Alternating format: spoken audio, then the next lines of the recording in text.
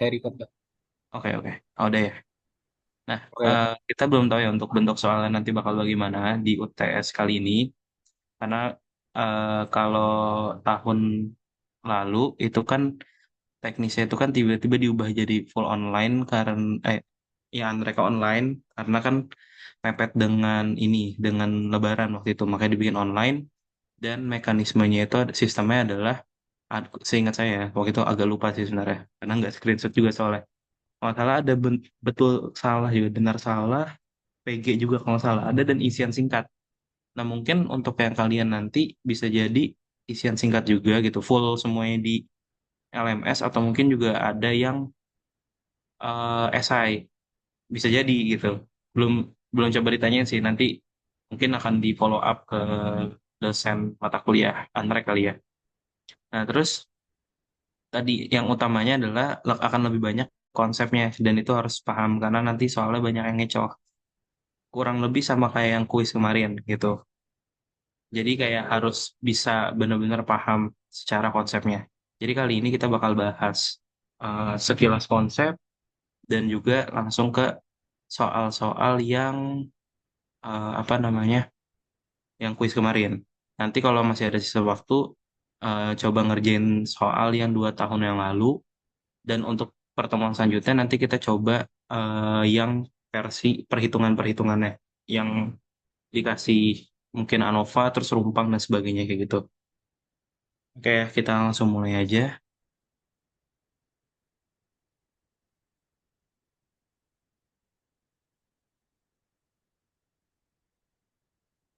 Oke, untuk konsepnya mungkin kita agak ngabut aja ya. Perlu dipahamin mungkin yang pertama dari eh, kalian harus bedain korelasi dan regresi, dua hal yang berbeda, dua hal yang berkaitan tapi berbeda ya. Ini adalah hubungan keeratan ya, hubungan keeratan.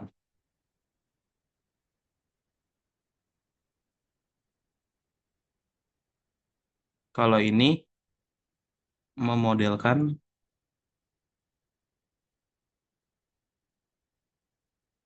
hubungannya. Kalau intinya kalau korelasi itu kan melihat kekuatan hubungannya gitu ya, atau hubungan keeratannya gitu ya. Kalau misalnya regresi kita modelkan kayak gitu. Nah, nanti hati-hati yang biasanya soal untuk yang di sini tuh seringkali kayak misalkan ketika misalkan korelasinya bernilai nol, apakah berarti dia tidak punya hubungan? Belum tentu. Tapi bisa jadi kan kalau misalkan dibilang korelasi linear gitu, berarti ya ada kata-kata kunci linear situ, berarti tidak ada hubungan linear. Jangan sampai salah, itu seringkali kejebak di situ. Korelasi itu biasanya dilambangkan dengan R ya. Itu rumusnya itu S sum, sum product dari X, Y. Ini kalau misalkan kayak tulis kayak gini berarti sama aja kayak jumlah dari X min X bar dikali Y min Y bar gitu ya. Kalau SXX berarti jumlah dari X min X bar kuadrat kayak gitu ya. Itu adalah sum product. Dibagi akar SXX SX X Y Y. Kayak gitu. Ini jangan sampai lupa lah. Intinya kalau misalkan SXY itu berarti dia jumlah dari XI min X bar dikali YI min Y bar. Kalau SXX berarti jumlah dari XI min X bar dikuadratin. Kalau SYY berarti jumlah dari YI min Y bar kuadrat. Oke ya. Nah, ini kan untuk korelasi. Nah, sekarang kita masuk ke dalam yang eh, regresi linear sederhana dulu mungkin ya. Di sini deh. Kita mulai dari regresi linear sederhana. Bentuknya itu dia YI, modelnya adalah YI sama dengan beta nol ditambah beta satu X, I ditambah epsilon I gitu ya. Nah, untuk model, ini namanya model ya. Ini model. Kalau misalkan dia bentuknya tanpa epsilon, berarti itu adalah persamaan. Dan dia bentuknya bukan beta nol, tapi B0 B1 atau beta topi nol, beta topi satu gitu. Itu berarti dia persamaan ya, tanpa epsilon. Nah, kalau misalnya penduganya apa? Ini jangan sampai lupa untuk penduganya. Kalau beta satunya adalah apa? SXY per SXX. Oke. Kalau beta nolnya itu adalah tinggal di Y bar min beta satu duga X bar. Kayak gitu. Ini kan sebenarnya sama aja kayak kita masukin ke persamaannya ya untuk si beta nol. Nah, terus apalagi yang perlu kita pelajari di dalam RLS juga kita perlu pahamin juga tentang asumsinya, asumsi RLS gitu ya. Ini agaknya harusnya warnanya beda-beda ya.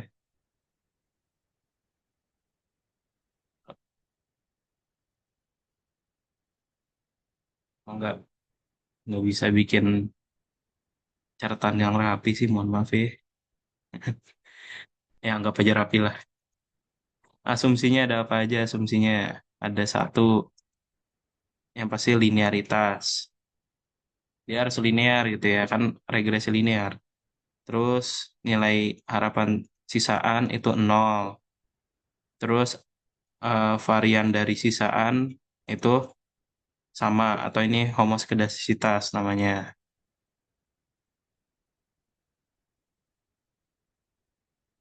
Tidak ada autokorelasi atau kovarian dari eh, apa namanya epsilon i dengan epsilon j itu harus nol. Tidak ada autokorelasi. Terus ada juga normalitas. Apa yang normalitasnya? Apa yang normal menyebar normal? Yaitu sih galatnya, ya kan, atau errornya ya. Atau kita tulisnya baliknya ini.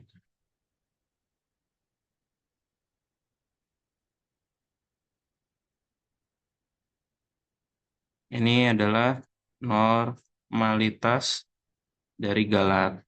Oke, itu adalah asumsi dari RLS. Nah, terus ini habisnya, aduh bentar nih harus dirapin dulu ya. Di korelasi. Ya, anggap aja rapi dikit lah ya. Ini,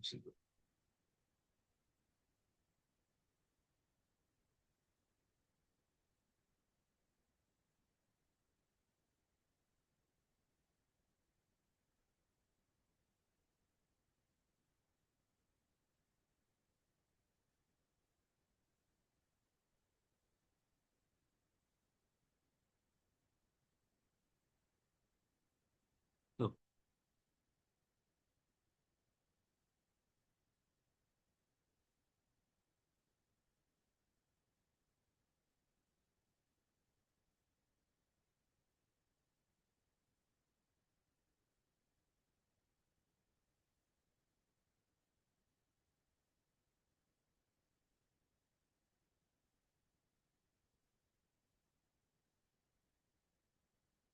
Nah, oke lanjut.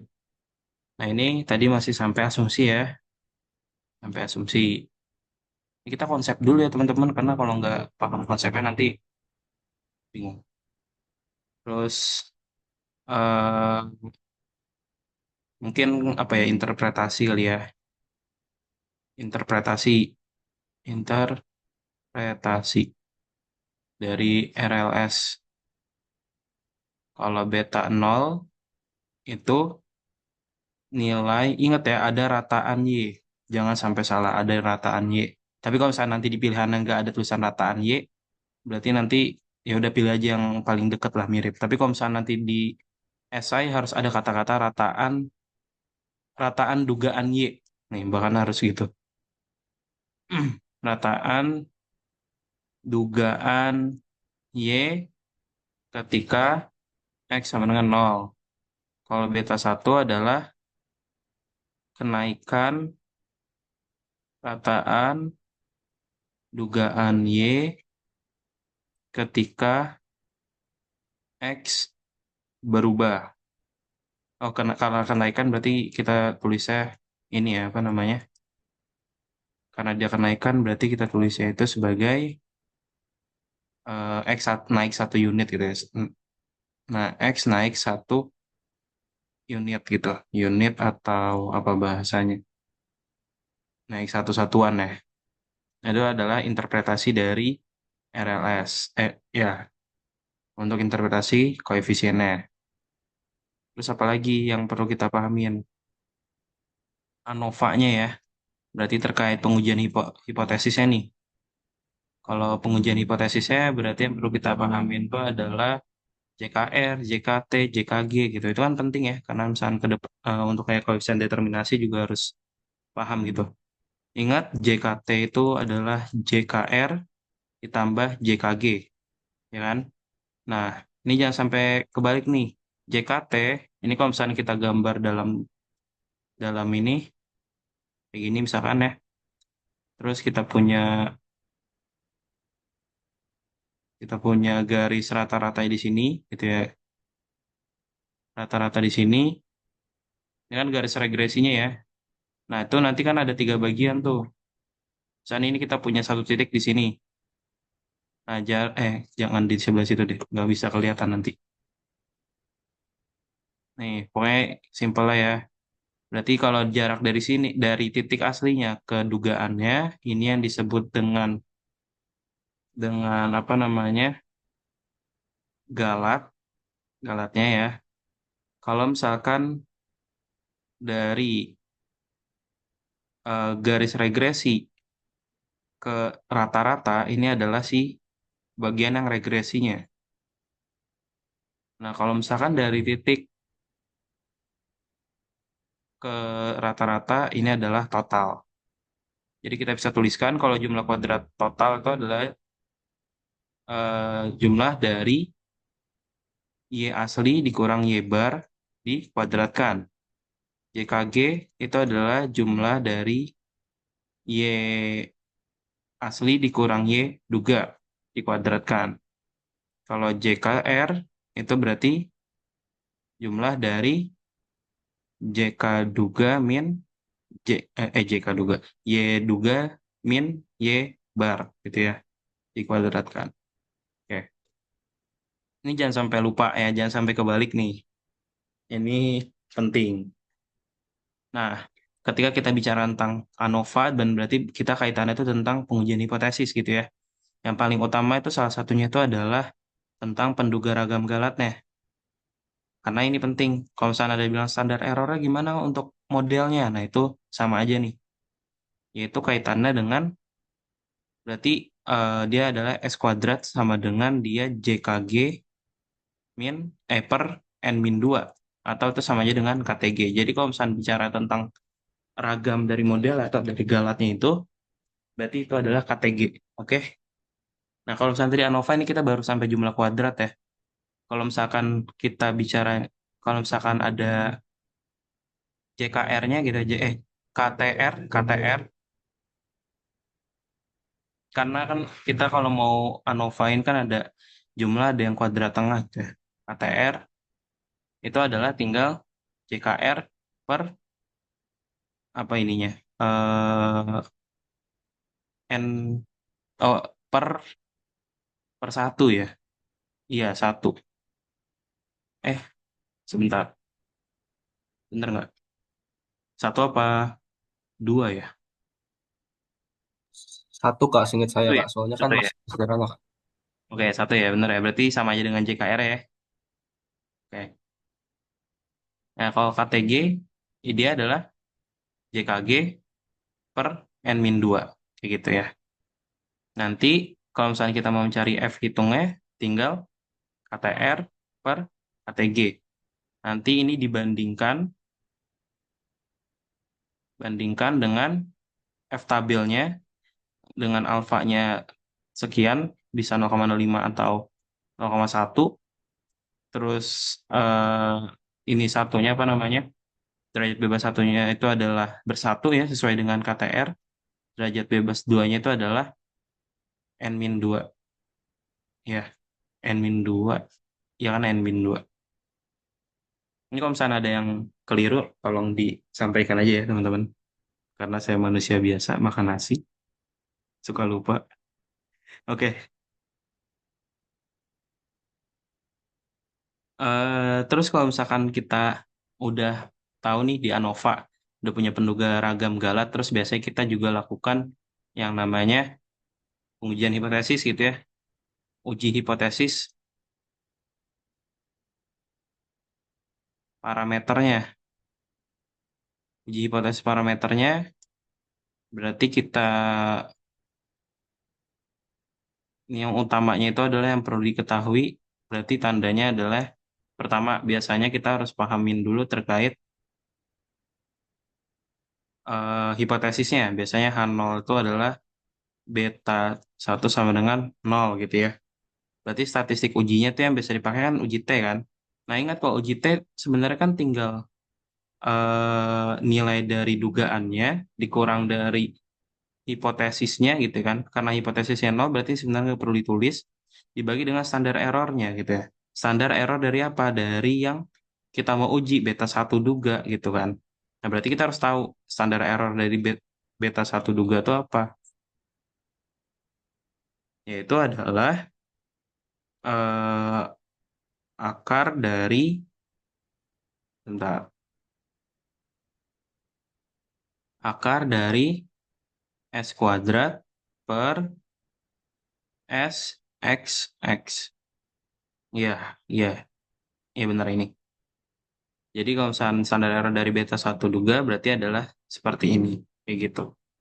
Nah nanti ada lagi kan nanti kita biasanya sering, selain juga kita menggunakan statistik uji untuk uji hipotesis, kita juga bisa menggunakan selang kepercayaan. Kalau misalnya nanti ada nilai nol dalam selang kepercayaan kan berarti dia tidak signifikan ya kayak gitu aja. Ya kayak MathStat lah ya. Nanti berarti kita punya ada selang rataan. Selang rataan itu adalah nilainya nanti ya nol duga plus minus dari eh, T student itu dari nilai T-nya yang dari T tabel gitu ya. Dikalikan dengan akar satu per N plus X0 min X bar dikuadratin per sigma X1 min X bar dikuadratin. Nah, kalau ini selang rataan. Kalau selang individu, serupa tapi tinggal tambahin plus satu aja.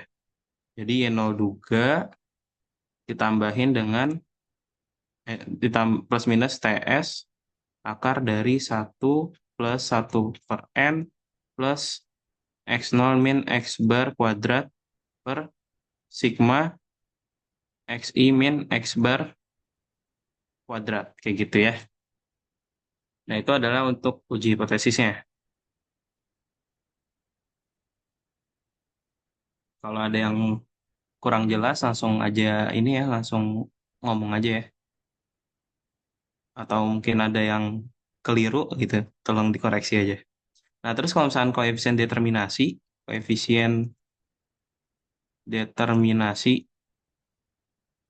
berarti ini tentang R square ya. Oh iya, kalau misalnya terkait ini, terkait yang selang rata dan selang individu, seringkali pertanyaannya itu adalah terkait mana yang selangnya lebih panjang. Yang lebih panjang adalah individu, karena jelas ada tambah satu di sini. Ya kan? Berarti dia jadi lebih panjang daripada yang selang rata. Gitu. Sesimpel itu aja, tapi itu biasa sering ditanya tuh.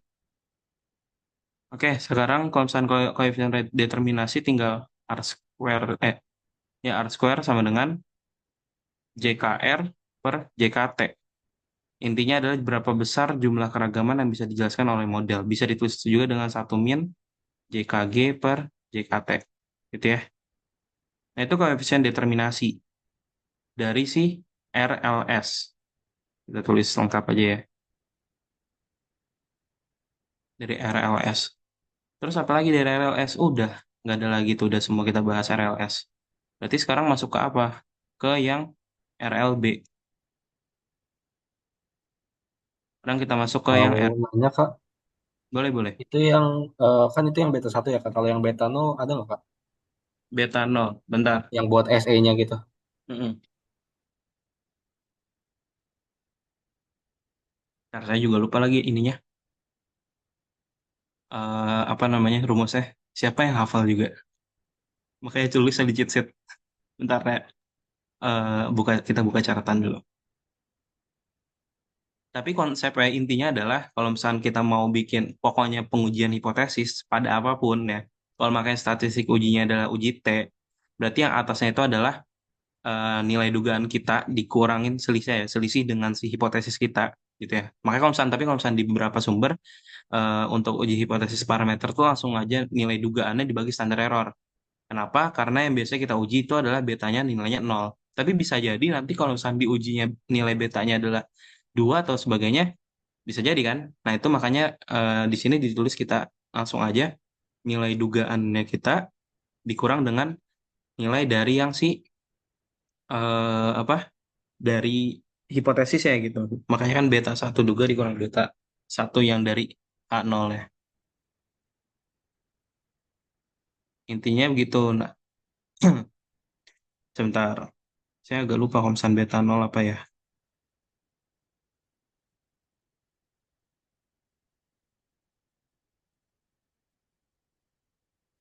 Tapi kalau yang itu kan selang kepercayaan beta nol sama itunya tuh sering keluar di ujian nggak Kak? Bisa, bisa jadi. Yang paling possible mungkin ini ya dari yang regresi linear berganda ya. Karena yang di berganda kan itu kayaknya sebenarnya lebih mudah malah kalau untuk menghitungnya dibandingkan yang ini. Ntar mana ya?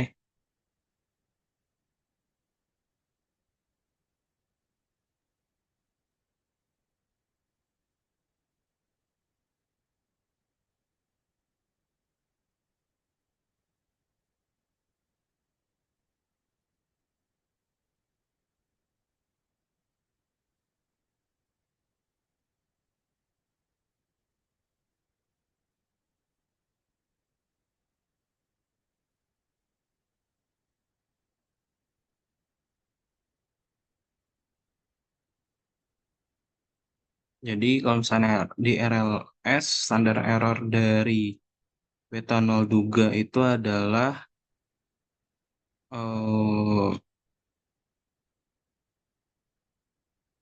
ini ya bentar ya. Kalau dari sumber yang saya baca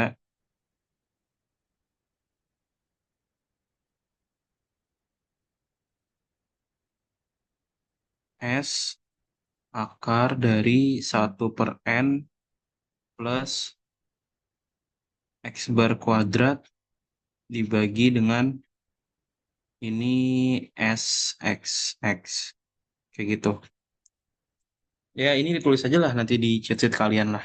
Nggak usah dihafal kayaknya. Kayak yang kayak gini juga sebenarnya yang penting ditulis aja di cheat sheet. Cuma pahamin konsepnya dulu supaya nanti kayak kalian nggak bingung ketika nanti dimasuk-masukin nilainya gitu. Paling gini ya. Nah kalau misalnya eh, tinggal diganti aja berarti kalau misalnya untuk yang beta nol berarti dia tinggal diganti ini jadi beta nol standar error dengan beta nol kayak gitu. Cuma biasanya kalau misalnya yang diuji untuk di uji hipotesis parameter dari RLS itu biasanya di beta satunya sih. Biasanya kayak gitu. Lanjut ya, ada lagi nggak? Dari saya nggak ada. Oke, kita lanjut. Yang lain kalau misalnya mau nanya tinggal langsung potong aja ya. Sekarang kita masuk ke yang RLB ya.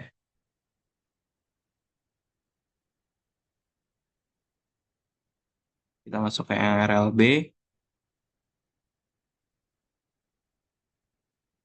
Kakak mau nanya, Boleh. di beberapa sumber tuh ada yang Galato, ada yang bilang sisaan, ada yang bilang error itu bedanya apa ya Kak? Apa sama aja? Sisaan atau residual itu ketika di sisaan atau residual itu untuk di sampel. Tapi kalau misalnya galat itu di populasinya. Jadi kalau misalnya kita bicaranya sisaan, berarti itu di sampelnya. Bentuk tulisannya E. Kalau misalkan galat, epsilon. Kayak gitu. Oke Kak, thank you. Oke, lanjut. Untuk di RLB, berarti kan kita punyanya itu dalam bentuk matriks ya, Y sama dengan X beta plus epsilon. Ini harusnya Y kecil ya, karena dia bentuknya adalah eh, vektor. Ini vektor, ini matriks, harus tebel. Ini vektor, ini vektor. Oke, penduganya apa? Ini jangan sampai lupa nih, harus hatam nih.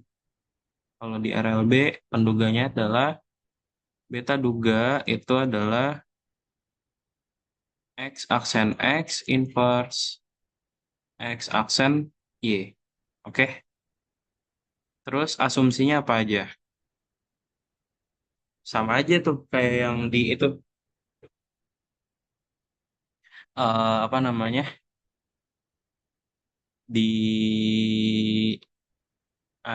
yang di regresi linear sederhana. Cuma ketambahan multikolinearitas aja. Walaupun itu nggak semua nggak selalu dianggap sebagai asumsi ya. Cuma di sini kita anggap asumsi aja. Linearitas, nilai harapan dari epsilon itu adalah nol. Homoskedastisitas, terus tidak ada autokorelasi. Ini tidak ada autokorelasi itu maksudnya adalah eh, antar epsilon itu nggak punya hubungan gitu ya. Gitu maksudnya. Jadi ya antara ya error tuh beneran error, bukan dipengaruhi error sama yang lainnya gitu. Itu oh tidak ada autokorelasi. Normalitas terus sama tidak ada multikolinearitas. Gimana kalau misalnya untuk ragam sisaannya?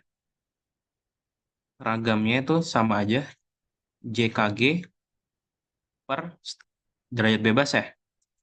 Derajat bebas pada apa namanya? Derajat bebas pada kalau di regresi linear sederhana tuh n-2 kan ya. N-2 tuh kan karena ada dua parameter. Nah, berarti kalau misalnya di sini karena parameternya itu jumlahnya adalah, nah ini hati-hati ya, parameternya itu jumlahnya adalah jumlah K plus 1. Jadi jumlah dari peubah bebasnya ditambah 1. Ini JKG per N min P atau sama juga dengan KTG. ANOVA-nya gimana ANOVA-nya? Nah ini agak agak banyak tuh itunya tuh. Saya harus buka catatan dulu bentar. Soalnya ini harus dicatat tuh soalnya kadang suka nggak hafal ya.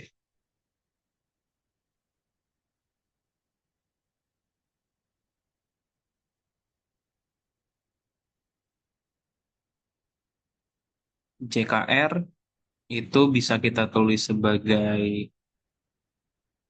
beta duga beta duga dikali beta duga aksen dikali X aksen Y min N dikali Y bar kuadrat. Kayak gitu. Kalau JKG apa? Y,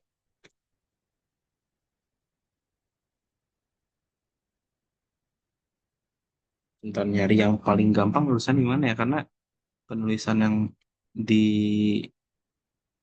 dalam bentuk matriksnya agak ribet ya. Bentar, ANOVA, regresi, ya, agak. Ini kita copy aja dari Google.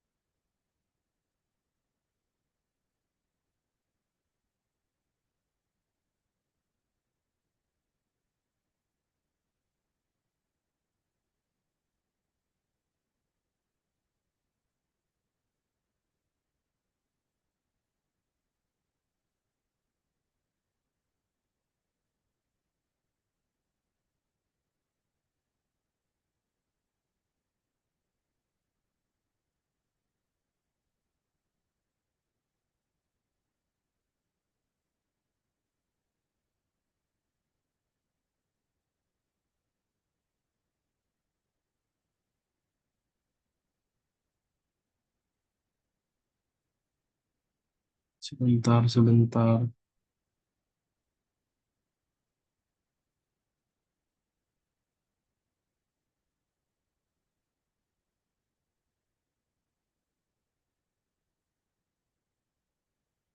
Ini.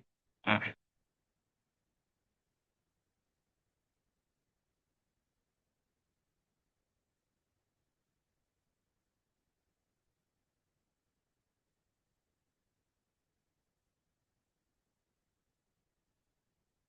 nah ini dia lah ya. Nah itu dia.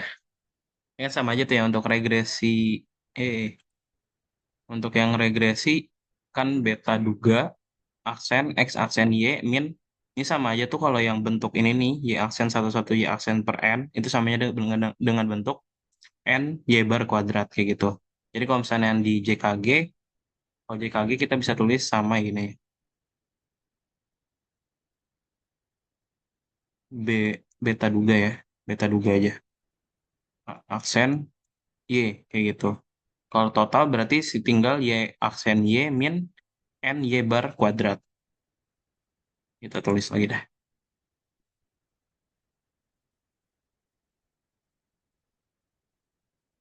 Nah, kayak gitu. Nah, ini dicatat aja lah nanti. Yang penting kalian pahamin patternnya aja biar nggak bingung.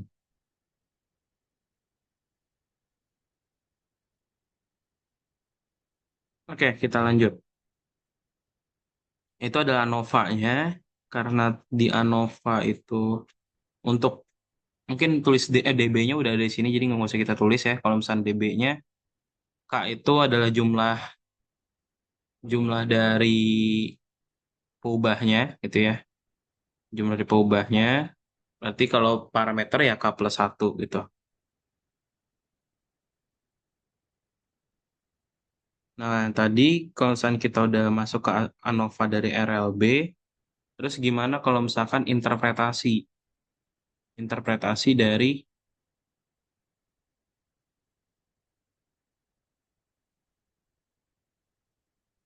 RLB, parameter. Kalau misalnya kita mau interpretasiin Pak, parameter dari RLB, tinggal kita ada kata-kata sama aja kayak yang di RLS, tapi ada kata-kata yang lainnya kondisinya tetap gitu. Itu ada kata-kata gitu. Jadi kalau misalnya kita mau interpretasikan dari beta J, gitu ya. Berarti ini adalah perubahan rata-rata dugaan Y ketika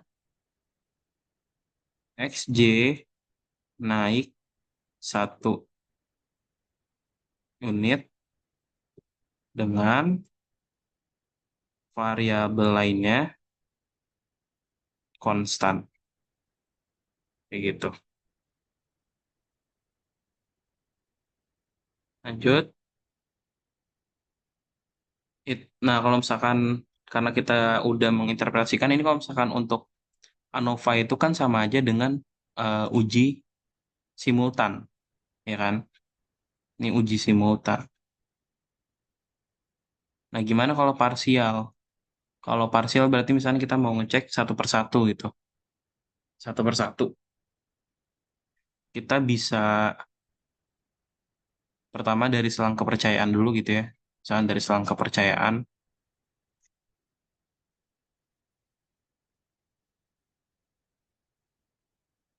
Selang kepercayaan parameter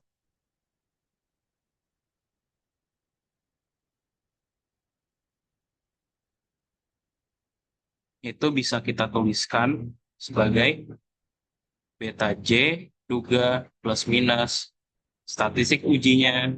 Berarti kan misalnya T alpha per 2, koma, N min P min 1. Ini untuk si statistik ujinya. N min N min K ya. N min K plus 1 atau langsung N min P aja.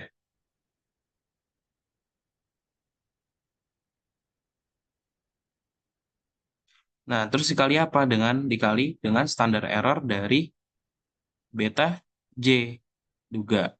Ingat ya, kalau misalnya setiap selang kepercayaan itu selalu gini, plus minus statistik jadi kali standar error beta J duga. Nah, tapi kan yang di pertanyaan adalah beta J duga nih standar errornya gimana?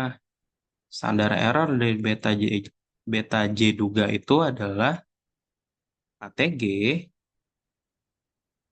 KTG di akar ya, jangan lupa akar, KTG dikalikan dengan CJJ. CJJ itu adalah eh, elemen diagonal dari matriks C, yaitu X aksen X inverse. Nah, J ini nilai J-nya dari 0, 1, 2, dan seterusnya sampai N. Sampai P ya, sampai P. Kenapa dari 0? Hati-hati. Untuk yang elemen pertamanya kita anggap 0, karena itu punya beta 0. Gitu. Jadi kalau misalnya kita mau mencari beta 1, berarti masuknya itu sama aja kita lihat di elemen keduanya. Gitu ya.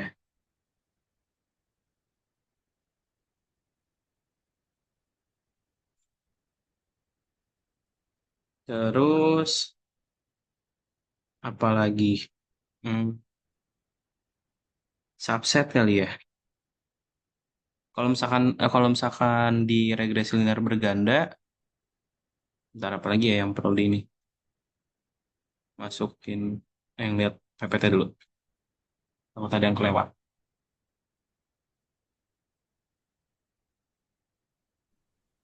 Kak izin mau tanya. Boleh? Kan kalau yang untuk di RLB ini kan untuk selang kepercayaan itu kan dikali sama standar errornya ya. Terus kalau buat yang RLS itu gimana, Kak? Kalau di RLS sama aja. Kalau misalnya standar standar selang kepercayaannya. Berarti tinggal statistik ujinya dikalikan dengan standar errornya kayak gitu. Beda ya untuk selang kepercayaan parameter dengan selang kepercayaan individu. Kalau individu kan ini sebenarnya nggak tadi kita nggak tulis ya. Kalau Oh, individu, oke. individu itu kan kita mau lihat selang kepercayaan dari dugaan dugaannya ya kan. Kalau misal dugaan dari amatan ya kan. Tapi kalau misalkan untuk parameternya, berarti sama aja nanti tinggal plus minus dari statistik ujinya adalah T dikalikan dengan standar errornya. Oh, berarti kalau buat yang rataan sama individu itu nggak pakai standar error ya, Kak? Rataan dan individu itu sebenarnya yang di dalam akar ini adalah standar error dari rataan, ini adalah standar error dari individu. Cuma kita tuliskan kayak gini, gitu. Oh, oke, paham. Makasih, Kak. Ya.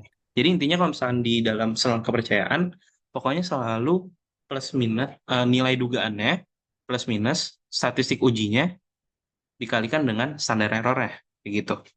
Nah kalau misalkan kita mau menguji parameternya, hipotesisnya, gitu ya, pasti kalau misalkan pakai uji T, berarti tinggal dugaannya dikurang dengan hipotesisnya dibagi standar error, kayak gitu. Selalu seperti itu. Di kayak di Mestat lah ya. Sebentar.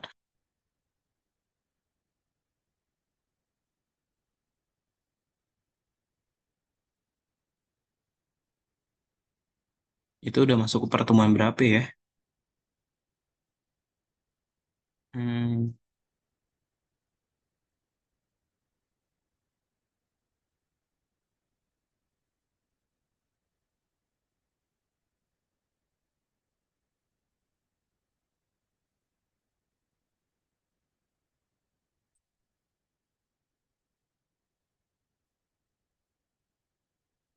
oh ini eh ininya ya apa namanya? Kalau misalnya tadi kan kita punya yang untuk RLS ya untuk prediksi individu dan rataannya.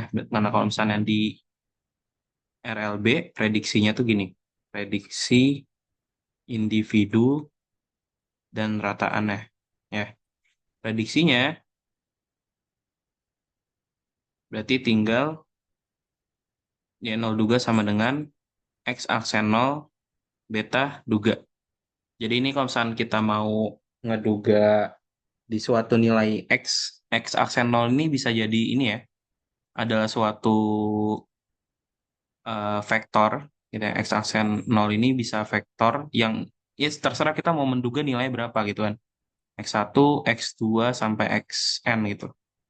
Ini bebas berapa. Beta duganya berarti kan kita punya, oh sorry bukan Xn, XP ya. XP gitu. Beta duganya berarti kan bentukannya itu adalah beta 0 duga, beta 1 duga, sampai beta ke K ya kan. Kayak gitu. Nah ini kita pokoknya mau memprediksi. Nah nanti nilai dari prediksinya itu kan kita punya selang rataan sama selang individunya. Ini selang rataan Y0 duganya plus minus tes student ya, tes statistik kayak gitulah, dikalikan dengan standar error ya. Standar error dari eh, selang rataan dari Y0 itu adalah X0 duga dikalikan dengan X aksen X inverse X0. Nah, TX0 itu adalah vektor yang isinya adalah nilai yang mau kita duga. Misalkan kita mau menduga nilai X1-nya itu 2, X1, X2-nya 3, dan seterusnya itu bebas apa ya, sesuai dengan yang ingin kita duga gitu. Terus ini selang individu. Oh iya, sorry. Ini ada yang kelupaan. Di X0 ini jangan lupa ada nilai 1 di sini. Karena itu untuk beta 0. Jadi ada 1, X1, X2, dan seterusnya. Gitu. Nah ini Y0 duga plus minus TS dikalikan. Sama aja kayak yang di RLS, tinggal ditambah 1. Gitu.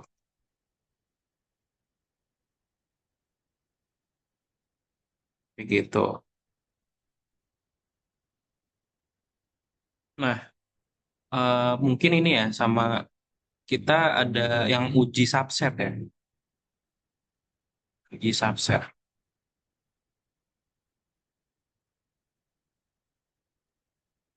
Uji subset. Uji subset parameternya.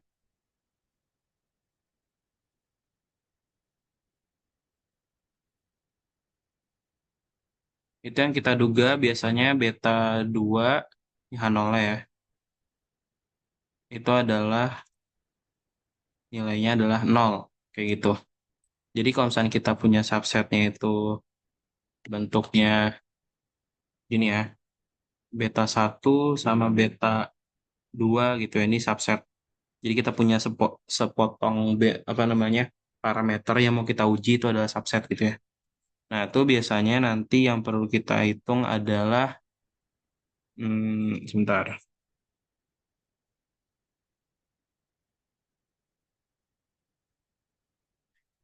Yang biasanya kita hitung itu adalah ada yang model penuhnya sama model yang apa namanya tereduksinya gitu ya.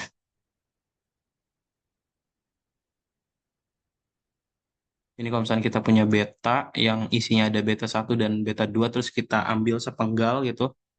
Nah, terus kalau misalnya kita mau melihat si apa namanya mau menguji hipotesisnya apakah si beta 2 yang kita subset ini dia 0 atau bukan, itu kita ujinya itu dengan uji subset ya, atau F parsial namanya. Nah, yang perlu kita uji apa aja berarti? Bentar.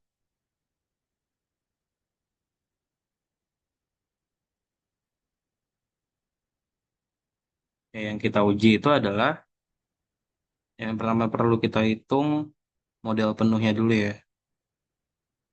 Eh,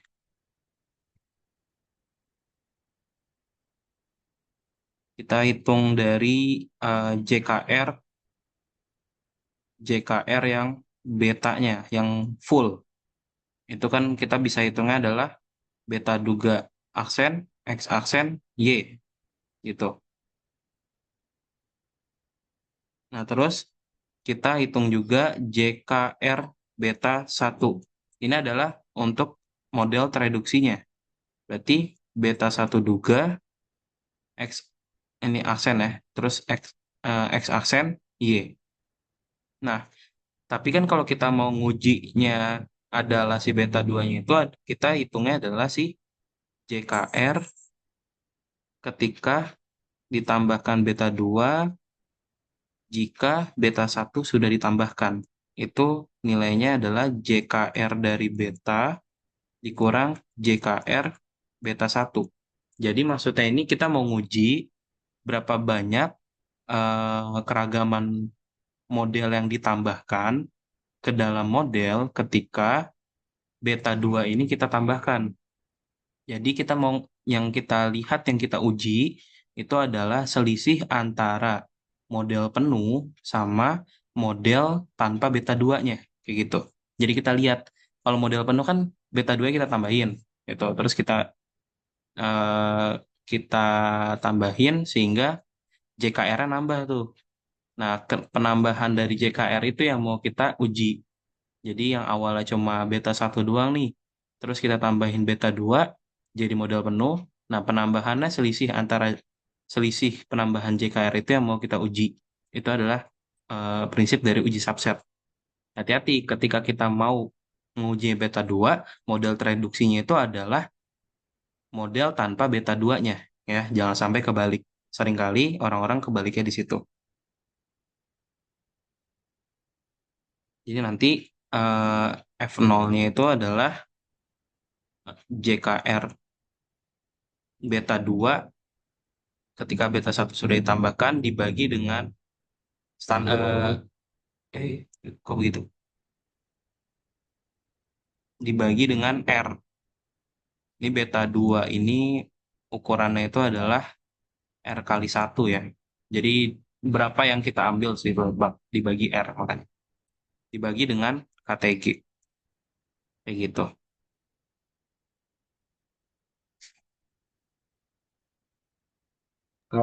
Saya sih nanya kan, Boleh. tadi kan di uji ini kan ada uji parsial ya Kak, sama uji simultan. Mm-mm. Mungkin saya kalau misalnya uji simultan kan kayak cuma kayak misalnya detect ini model tuh, ada nggak sih koefisien yang minimal satu tuh nggak sama dengan nol gitu kan Kak. Terus kalau yang parsial itu diuji satu-satu. Nah kalau uji subset ini mungkin kasih gambaran tuh Kak kayak kenapa misalnya perlu untuk uji ini Kak. Makasih Kak. Misalkan kita punya sekelompok. Misalkan kita punya beta 0 sampai beta 5 gitu. Nah, beta 0 sampai beta 5 kita punya nih. Nah, kalau misalkan kalau parsial, kita ngecek satu persatu gitu ya. Kita ngecek satu persatu, beta 0 signifikan enggak, beta 1 signifikan enggak, kayak gitu. Dan biasanya kalau misalkan kayak di apa namanya tuh, di R misalnya gitu, kita langsung bisa ngeliat tuh kalau dengan fungsi LM ya kan. Nah, uji subset parameter itu, kita mau melihat misalnya kayak gini. Kita punya model nih, model full nih, beta 0 sampai beta 5 gitu. Nah, kita coba dulu modelin beta 0 sampai beta 1 dulu. Nah, kita mau tahu kira-kira sebetulnya ketika kita masukkan beta 2, 3, 4, 5. Tadi sampai berapa sih? Beta 0 sampai beta 0 sampai beta 2 misalnya gitu ya. Kita mau ngecek kalau misalnya kita tambahin beta 3, 4, 5 ke dalam model, itu signifikan atau enggak atau sebenarnya nggak perlu gitu. Intinya pemahamannya kayak gitu. Jadi kita modelin dulu nih beta 0, beta 1, beta 2. Punya tiga parameter itu dulu nih yang kita modelin ya kan. Nah, nah nanti kan di situ bakal dihitung tuh JKR berapa. Nah kan ingat model regresi kita ingin memperbesar JKR-nya dan memperkecil JKG-nya. Nah, kita udah punya JKR sekian. Misalkan keragaman yang bisa dijelaskan dari model beta 0, beta 1, beta 2 itu adalah sebesar 50% gitu.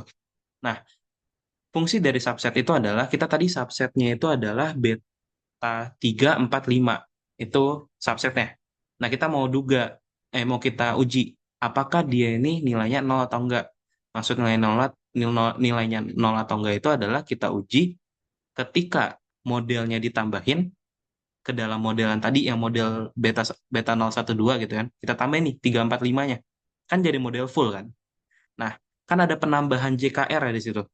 Nah, kita mau ngecek selisih JKR tadi. Penambahannya itu, perubahan JKR-nya itu sebenarnya signifikan nggak terhadap model.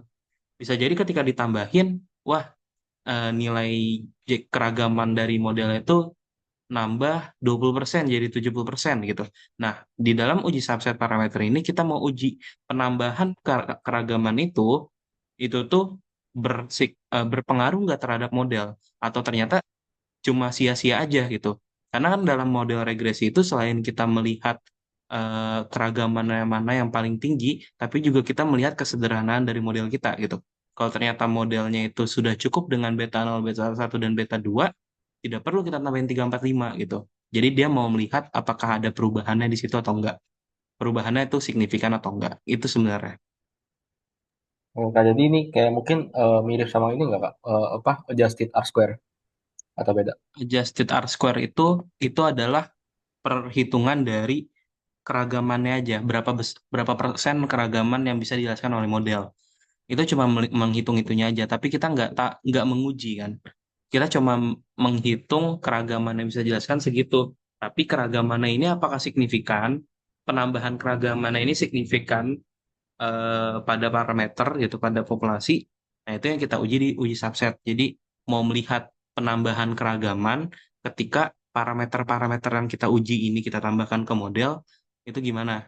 Apakah ternyata modelnya jadi bagus gitu karena JKR meningkat, atau ternyata JKR meningkat tapi nggak signifikan. Nah, itu yang kita uji di situ. Kenaikan JKR-nya yang kita uji. Makanya di sini yang diuji adalah JKR dari beta 2 ketika beta satunya sudah ditambahkan. Dan kita lihat di sini, yang kita lihat adalah JKR dari model penuhnya dikurang dengan JKR model tereduksinya. Logikanya kenapa dikurangin? Karena mau kita lihat selisihnya. Selisih dari atau perubahan ketika beta 2 itu sudah ditambahkan. Karena kalau beta 2 sudah ditambahkan jadi model full. Gitu.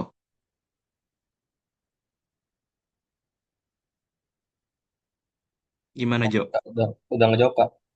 Oke, kita Bang, lanjut mau ya. nanya dong bang. Boleh, boleh.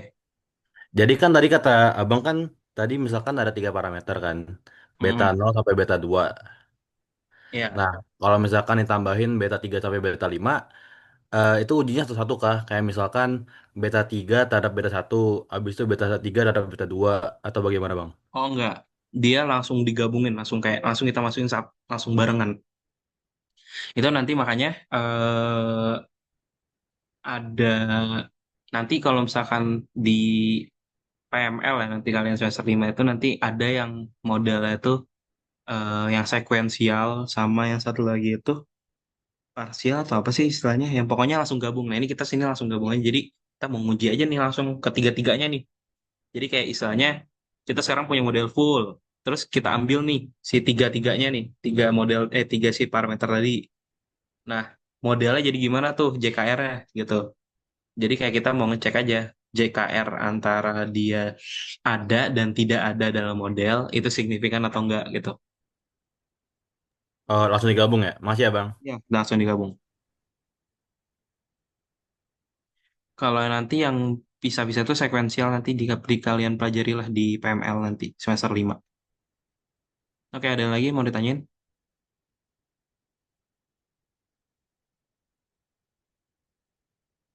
Oke, kita lanjut ya. Eh, Tadi sebentar saya harus lihat catatan dulu takut ada yang kelewat. Berarti untuk hipotesis subset udah ya.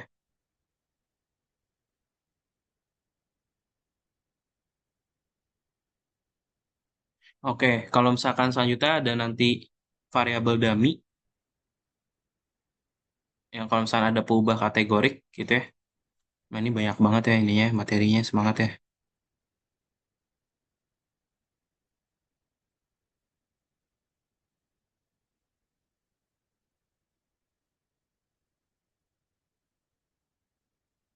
Atau ya ada peubah dummy dalam RLB gitu ya. Nah, ini berarti nanti parameter tambahannya, karena saya bagi split dua aja lah biar sambil ngeliat catatannya. Ini kita ngerangkum nih teman-teman.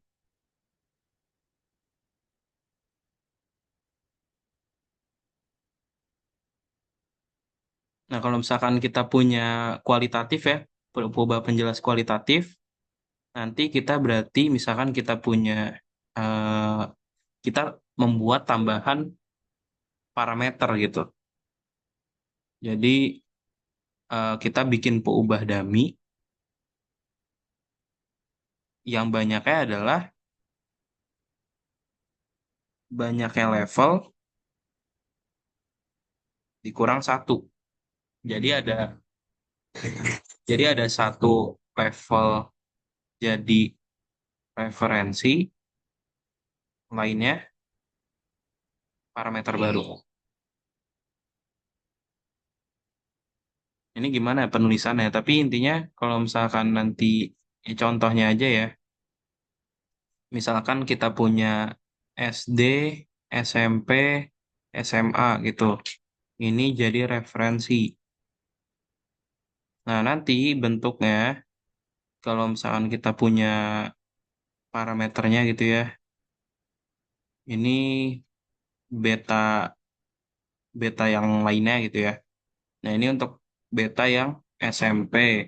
Ini beta yang SMA. Nah, kalau misalkan SD, nanti ya ini SD, nanti nilainya ini adalah 00. Jadi kita kita menghitung ini X-nya ya, bukan betanya ya, X-nya. Kan nanti kan bentuknya X dikali beta gitu ya. Nah, nilai dari X dari peubah kategorik itu kalau nggak 0, 1. Jadi kita melakukan mengkodekan gitu ya.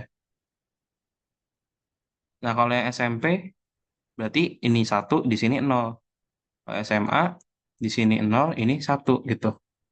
Jadi kalau misalnya SD ketika nilai dari X SMP sama X SMA-nya 0, jadi nilai beta dari SMP sama SMA-nya nggak dihitung.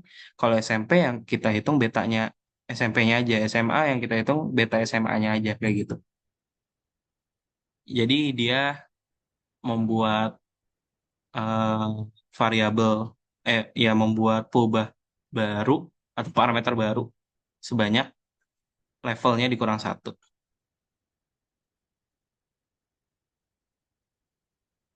Nah, RLB berarti sekarang kita masuk ke diagnostik.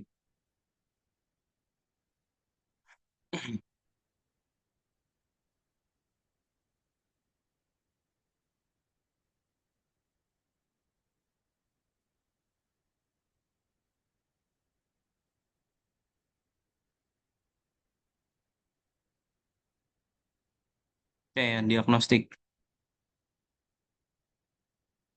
Diagnostik.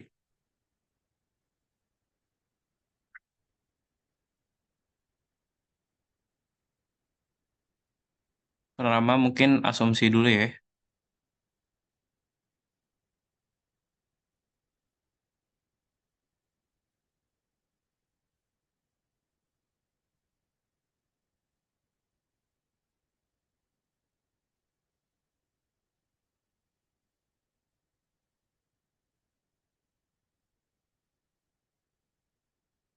Pertama untuk normalitas. Oke, normalitas cara eksplorasinya itu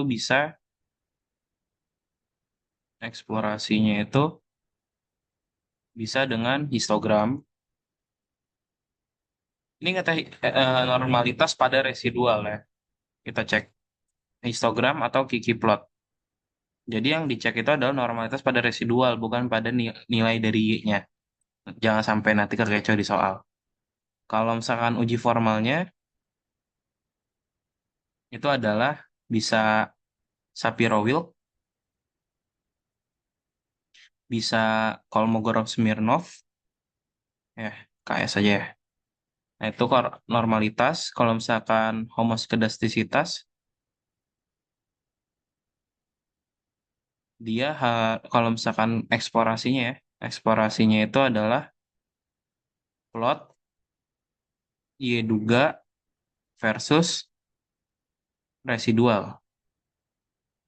Yang bagus adalah ketika bentuknya begini ya.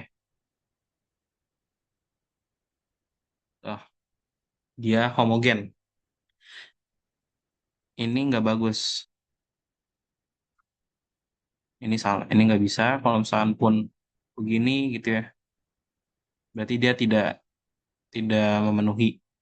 Pun begini juga enggak. Ini homogen, tapi dia ada linearitasnya. Ini malah ke autokorelasi juga bisa. Terus nilai harapan dari Galata tidak nol juga masuk lah misal. Dia harus begini. Secara uji formalnya, biasanya pakai Bruch-Pagan. Ya gimana sih biasanya Bruch? Nah, itulah. Itu homoskedastisitas. Terus selanjutnya autokorelasi. Secara eksplorasinya itu adalah dengan plot residual versus urutan. Aduh, tulisannya.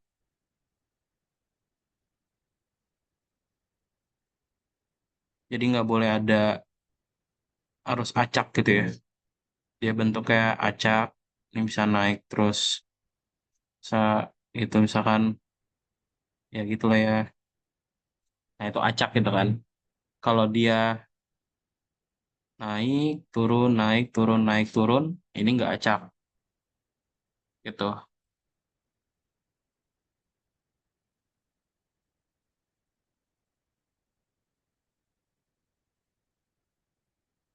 Secara uji formalnya, makanya Durbin Watson. Oke, keempat, multikolinearitas bisa dengan VIF harus kurang dari 10 atau kurang dari 5. Ketika 10, berarti R square-nya itu adalah 0,9. Kalau ini R square-nya 0,8. Dari mana rumusnya? VIF itu dari VIF. Rumusnya itu adalah 1/1 min R square. J. Gitu. Terus bisa juga pakai akar ciri ya. Dari akar ciri, ini dicek lambda maksimum dengan lambda minimum ini harus kurang dari 100 gitu ya. Kalau misalkan, 100 apa 1000?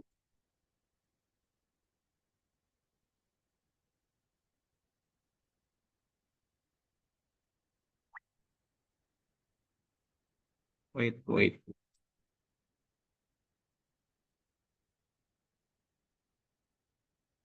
Kita ngecek kan nilai K-nya itu dengan si eigenvalue maksimum dengan eigenvalue minimum. Nah, kalau 100 sampai, kita harus kurang dari 100 ya. Tidak ada multicall. Kalau misalkan 100 sampai 1000 ada, tapi lemah. Kalau 1000 itu kuat. Kalau misalkan kita mau ngecek salah satunya itu tinggal dengan lambda maksimum dibagi dengan lambda J gitu. Kalau nilainya harus kurang dari 1000. Terus udah untuk multikolinearitas berarti kita masuk ke yang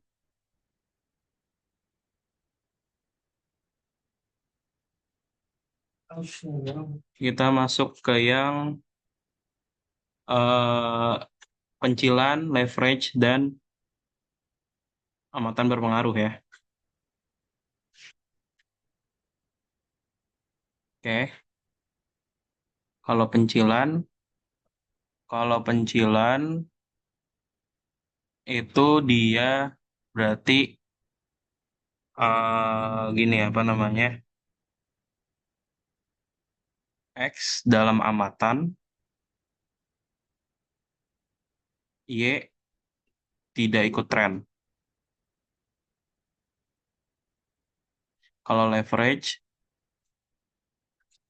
X di luar amatan, tapi Y dalam tren. Bentuknya bisa jadi dia begini. Nih, ini masih ini sih ya.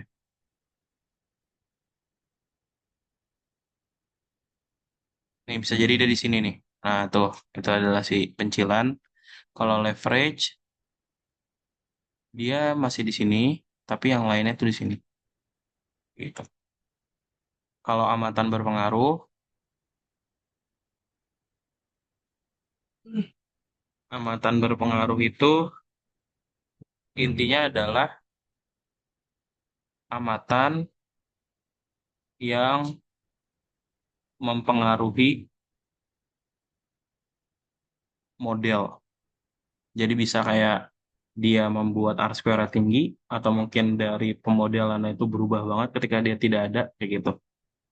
Nah, perhitungan dari dan ngeceknya itu, kalau untuk pencilan, pencilan bisa pakai nilai dari residual yang dibakukan gitu ya.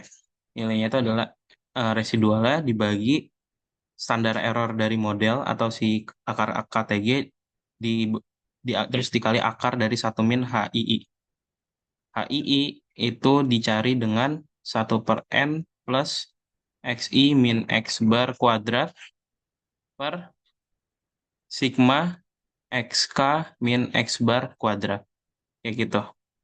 Nilai dari RI yang besar dari 2 itu adalah pencilan. Biasanya sih yang utamanya harus paham kayak threshold-nya berapa ya. Nah, kalau misalkan leverage,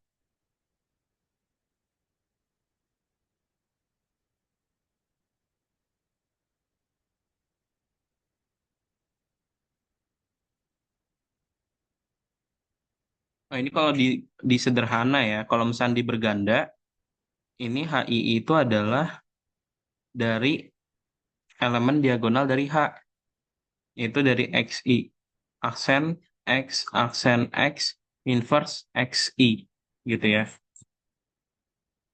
Oke, sorry, bentar, ini bukan XI ini.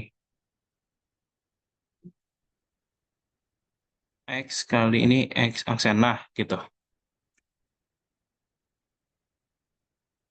Nah, leverage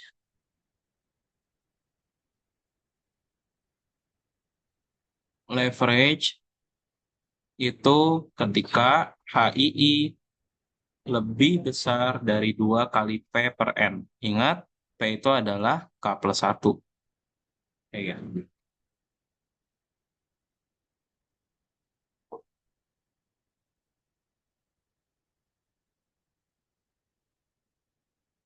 Kalau untuk amatan berpengaruh, kalian lihat aja dari jarak Cook, amatan berpengaruh ya.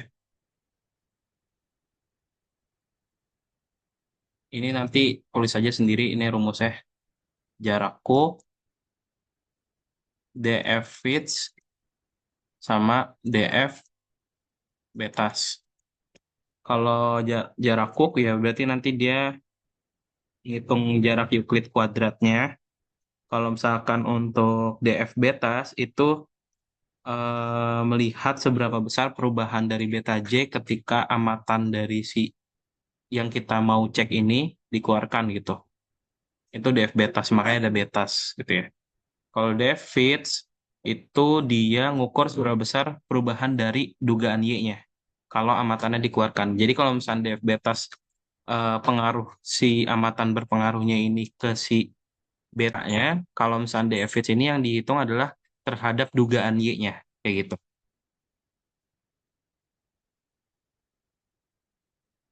Itu sebenarnya yang perlu dipahamin konsepnya ya.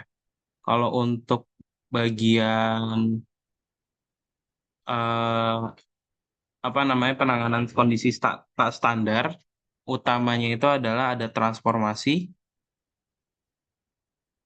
sama yang kedua adalah WLS. Ini mungkin kita bahasnya sambil soal aja ya, biar kebahas soalnya belum dibahas soalnya tak. Udah mau 1,5 jam. Ya kita langsung bahas aja deh.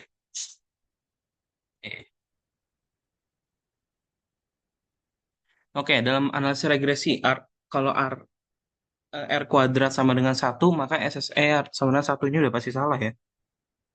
Karena kalau misalnya satu, berarti justru ini adalah nol.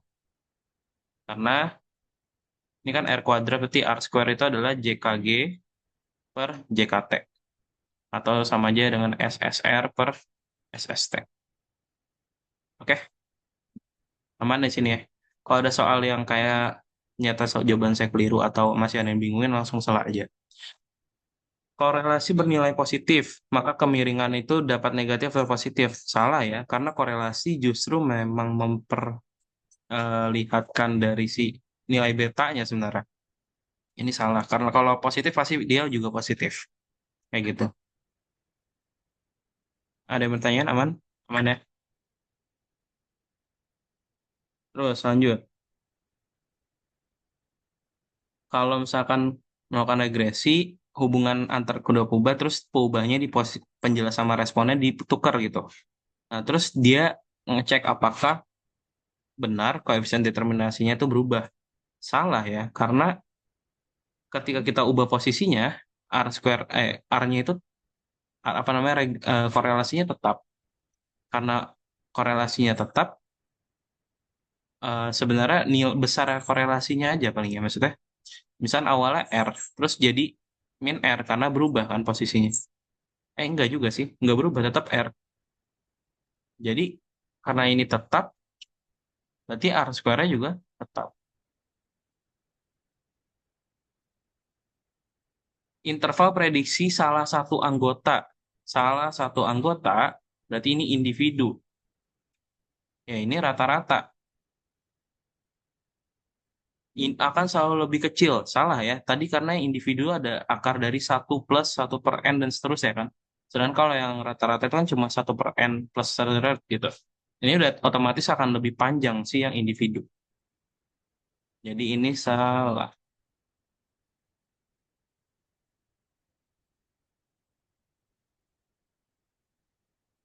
Ini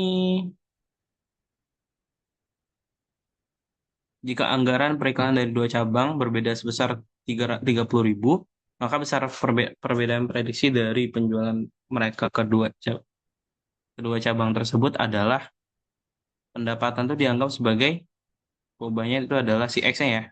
Berarti ini tinggal dimasukin aja ke nilai X-nya itu, ke persamaan regresinya.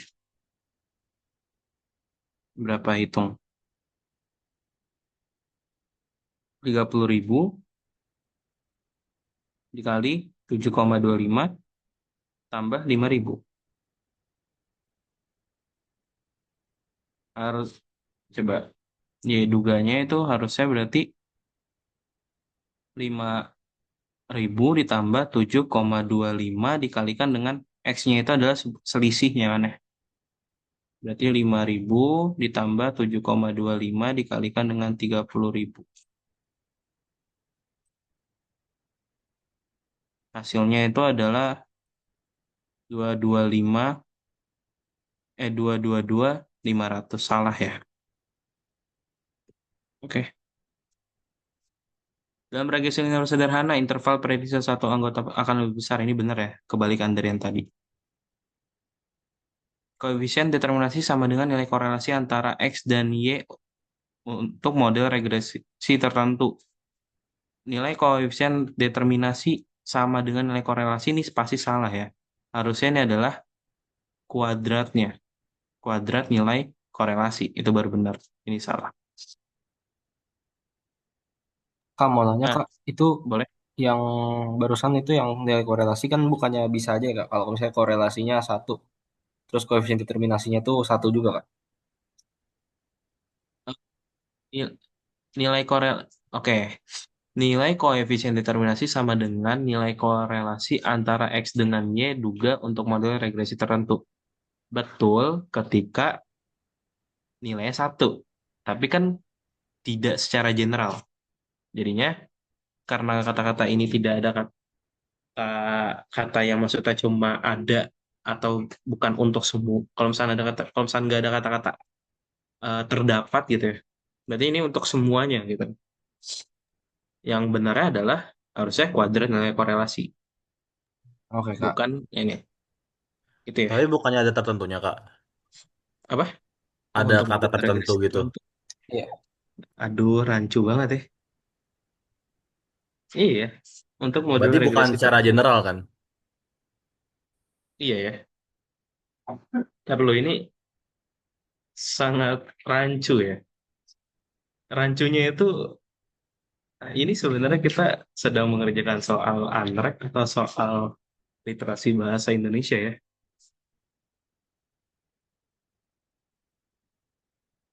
Ini tergantung pembuat soalnya mau gimana, tapi ada kata-kata tertentunya ini menyebalkan ya. Kita jadi multitafsir, tapi kalau misalnya emang pemahamannya tertentu itu berarti ada satu kondisi R square-nya itu sama dengan R, itu adalah ketika sama dengan satu gitu ya. Berarti ya udah kita anggap di sini karena ada kata tertentunya ya. Berarti kita anggap benar ya. Nah, kata-kata tertentunya ini nih. Aduh, semangat ya kalian ya nanti beginilah. Tapi kayaknya nanti akan lebih tidak ambigu sih. Maksudnya kayak nggak seambigu ini. Jelas. Nah, kalau misalnya ini keragamannya yang dapat dijelaskan, berarti kalau ada kata keragaman yang bisa dijelaskan itu adalah R square ya. R square rumusnya adalah JKR per JKT. Gitu kan. Berarti at- eh, berapa tuh? JKR-nya JKR yang mana JKR? Yang sigma Y Kan? juga min Y bar, Kak. Ya, betul ini ya, 150. JKT itu adalah yang nilai asli ke nilai rataan. Harusnya 75% ya. Salah. Nah, ini benar nih. Garis dugaan persamaan regresi kuadrat terkecil dikatakan pas dengan datanya adalah. Nah, ini soal apa ini? Secara secara kata-katanya aja sangat rancu ya. Apa ini maksudnya? Tapi ini ya ketika fit berarti dapat digunakan untuk prediksi nilai Y dan jika nilai X-nya sesuai diberikan. Ya inilah pokoknya. Karena yang lainnya aneh. Kita nggak bisa membuktikan hubungan sebab akibat antara X dan Y dari hasil persamaan regresi kita. Karena hubungan sebab akibatnya itu berdasarkan dari literatur yang kita punya. Gitu ya. Ini juga, ini udah salah, ini juga salah. Jika koefisien determinasi bernilai positif, maka persamaan regresi pasti memiliki koefisien intercept positif, salah. Pasti memiliki koefisien kemiringan garis regresi bertanda positif, tidak juga. Karena dari koefisien determinasi kan R square ya, pasti positif ya. Pasti memiliki koefisien regresi yang negatif juga salah, jadi bisa bertanda positif atau negatif. Kita tadi silang deh tadi. Oke. Kalau korelasi 0,8, koefisien determinasinya tinggal di kuadratin ya. Berarti 64%, bukan 0,64%. Kalau koefisien determinasinya 0,81, korelasinya tinggal diakarin kan. Bisa 0,9 atau minus 0,9. Ini nggak masih aman lah ya. Oke, yang ini. Kalau misalnya kita ditanya dugaan intercept berapa, berarti kita harus dugain dulu nilai beta 1 duganya sama beta 0 duganya kan. Beta 1 duga itu dari mana? SXY per SXX, ya kan? XXY yang mana? Ini nih, 466. Bagi SXX itu adalah 234. Berapa tuh? Satu koma ini ya, berarti ya. 1,991. Beta 0 itu adalah berapa? Y bar min beta 1 duga X bar, ya kan? Nah, berarti kita hitung Y bar dulu. Tinggal dibagi 10 ya, karena ini kan masih jumlah X-nya, jumlah Y-nya dibagi 10. Berarti ini jadinya Y barnya itu adalah 17 dikurang 1,991 dikalikan dengan Y barnya, X barnya itu adalah 9. Berarti nilainya itu adalah berapa tuh? Ya udah inilah ya pasti ini ya. Karena ini kan udah mendekati 2 kali 9 ya 18 minus kan. Berarti ini jawaban minus nih. Minus 0,923. Aman ya sini ya. Itulah sebabnya kita harus paham nih. Oh ini apa ya kan kadang kita suka mumet ya. Bentuk kayak sigma-sigma gitu.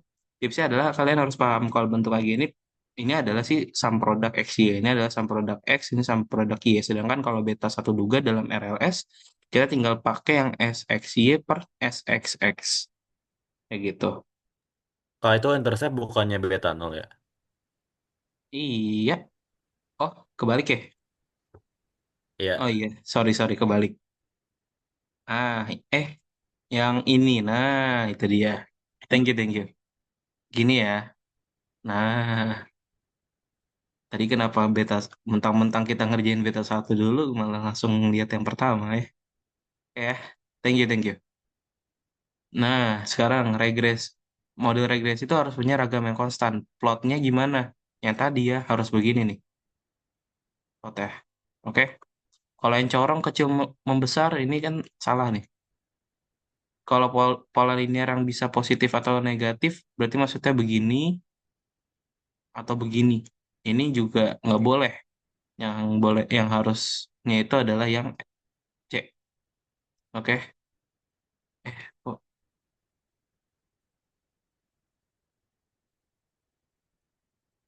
oke. Kalau corong terbalik juga sama aja kan nggak boleh.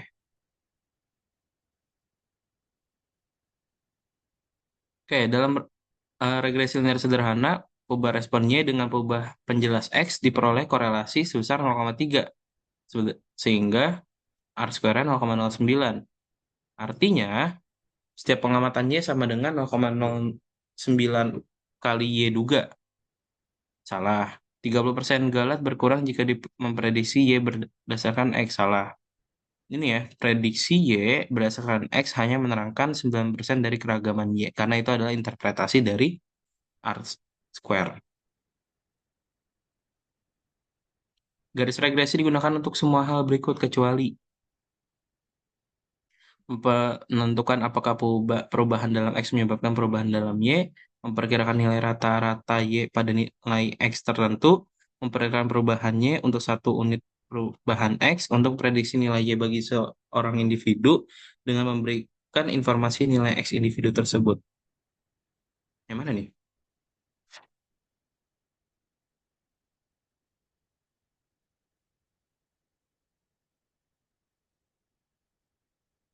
Yang A ya, kalau A itu lebih ke korelasi nggak sih? Perubahan dalam X menyebabkan perubahan dalam Y.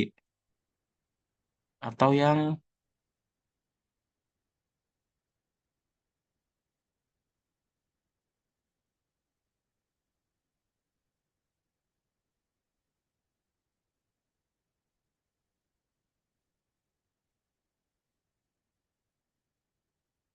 A, yang A kan ya.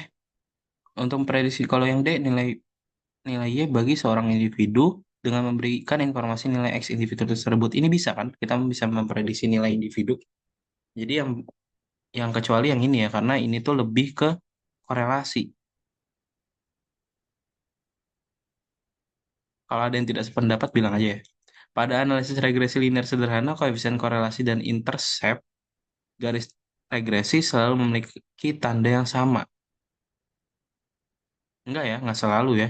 Karena bisa jadi eh, kalau misalkan kita punya regresinya di sini, intercept-nya kan positif. Tapi kalau misalnya kita punya yang begini, kan negatif kan. Pilihan mana yang paling mungkin menjadi nilai R square ya? Ini kan berarti kan korelasinya itu negatif. Tapi ini juga sangat fit ya. Kalau kita bikin, berarti dia nanti bakal cenderung ke yang sini. Karena itu sangat dekat nilainya deh. Nggak mungkin 50%. 50% lebih menyebar deh. Nah, itu yang A nggak sih, Kak? Yang sebelumnya. Eh, yang mana yang ini? Yang barusan banget. Itu min Ini 99,5%, Kak. Ya R nggak sih? square. R square Oh kan ya, nggak Asper ya. boleh minus. Iya. Sorry, Kak. Hati-hati ya. Hati-hati ya. Nah, itu salah satu yang perlu kehati-hatian ya. Kalau ini eh, dalam 1.000 berarti ini X ini dalam 1.000 ya. Oh, Y-nya dalam 1.000. Harga dalam dolar. Oke. Kenaikan harga sebesar $1 akan menurunkan penjualan sebesar 8.000. Salah. Kenaikan harga sebesar 1 akan menurunkan penjualan sebesar 8. Ini ya.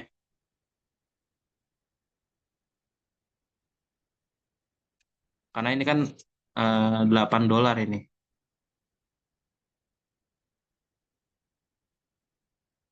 Salah satu Itu asumsi maksudnya yang 1000 tuh, Bang. seribunya itu, oh bentar,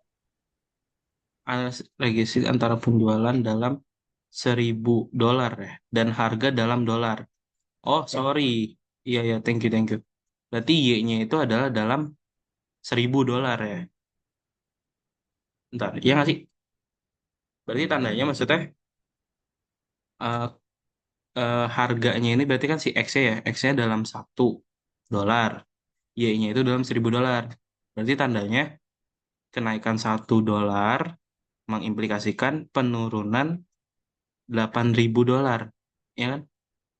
Beda satuan ya antara X sama Y-nya ya. Berarti yang A. Paham nggak maksudnya tadi? Tadi salah karena dia seribunya itu untuk si Y-nya kan. Satuan si Y-nya itu adalah 1.000 dolar. Kalau misalkan eh, si X-nya itu adalah dalam 1 dolar gitu. Jadi ketika dia naik 1 dolar, berarti implikasinya itu adalah kan berkurang 8 terus sebenarnya. Tapi 8 di sini yang dimaksud adalah dalam 8.000 dolar. Kayak gitu. Diperlukan salah satu asumsi berikut diperlukan agar beta duga merupakan penduga tak bias bagi beta, yaitu adalah yang mana? Hmm, kalau penduga tak bias itu tuh yang ini. Kalau yang koefisien sama yang ini, yang kalau misalkan untuk autokorelasi, terus sama yang apa? Jadi gini, kalau misalkan penduga tak bias, jadi penduga terbaik itu bisa dia harus tak bias dan efisien. Kalau dia tak bias, itu adalah galatnya harus menyebar normal. Tapi kalau dia efisien, itu dia berarti harus homoskedastisitas sama harus tidak ada autokorelasi atau independen. Jadi ini yang benar adalah yang galat menyebar normal. Gitu ya. Jadi dia tuh ada penduga tak bias dan efisien. Ini harus normal si galatnya. Kalau ini homogen dan saling bebas atau tidak ada autokorelasi. Oke, JK regresi. Rumusnya tadi kan JK regresi itu adalah beta duga, aksen, X aksen, Y. Gitu ya.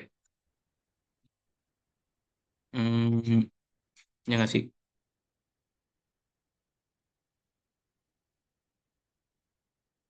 Iya, kita lihat dulu. Takut lupa. Ini ya, bener ya. Dikurang N, Y bar 2, Y bar kuadrat. Berarti ini, mana tadi? Berarti kita hitung B-nya dulu, B duganya. Kan berarti X aksen X inverse, X aksen Y. Berarti X aksen X inverse-nya itu dari sini. Berarti kita hitung dulu determinannya. Berarti satu, ini kalau X aksen X inverse, sebenarnya 1/55 kali 5 dikurang 55 kali 5 dikurang 15 kali 15. Berarti adalah 50. 1/50 dikalikan dengan, ini kan yang ditukar 55, ini 5, ini jadi minus gitu ya. Oke, kita udah dapat ininya. Terus tinggal dikalikan dengan si 24 sama 27 ini. 1/50 dikalikan dengan 55, ini 5, ini min 15, ini min 15, dikalikan dengan 24/77. Berarti nanti hasilnya jadinya 55 dikali 24 dikurang 15 kali 77 dibagi 50, 3,3. Min 15 kali 24 ditambah 5 kali 77. 25 bagi 50, 0,5. Beta duganya udah dapat. Berarti ini jadinya 3,3, 0,5 dikalikan dengan 2477. Nah, ini dikurang dengan N Y bar kuadrat gitu ya. N-nya berapa di sini? N-nya ada 1, 2, 3, 4, 5. 5, ada 5. Berarti 2 tambah 5 tambah 7 tambah 6 tambah 4. Ini kan kita hitung ya, jumlahin dulu aja nih. Berapa biar kita bisa hitung Y-barnya. Y-barnya itu berarti 24 dibagi 5. Berarti 4,8. NY bar kuadrat berarti sama aja dengan 5 dikali 4,8 dikuadratin. Berarti hasilnya 115,2. Nih, ini dikalikan dengan, dikurang dengan 115,2. Hasilnya adalah 3,3 dikalikan dengan 24 ditambah 0,5 kali 77 dikurang 115,2. Hasilnya adalah 2,5. Ini ya. Ada yang mau tanya dulu nggak untuk ini? Aman Kak? Mana ya? Lanjut. Kalau misalnya dalam regresi berganda, kalau ada korelasi antar perubahan bebas, maka dikenal sebagai multikolinearitas ya. Multikol itu adalah korelasi antar X, perubahan bebas. Kalau autocall itu adalah korelasi antar eh, epsilon I dengan epsilon J. Ini autokorelasi, autokorelasi pada apa? Pada galat ya. Ya. Jadi kalau misalkan sebenarnya kalau misalkan multicol itu intinya antara perubahannya ya. Jangan sampai kebalik. Kalau autokorelasi berarti itu adalah sebenarnya antar amatan.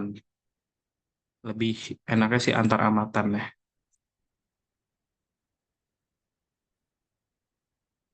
Ini antar peubah gitu. Ini apa? Ini apa? Ada tanda tanya tanda tanya.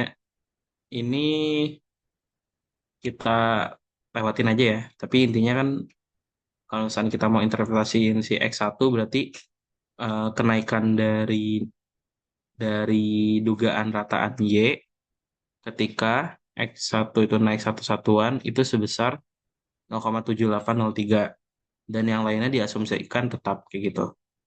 Ini nggak jelas nih ada tanda tanya.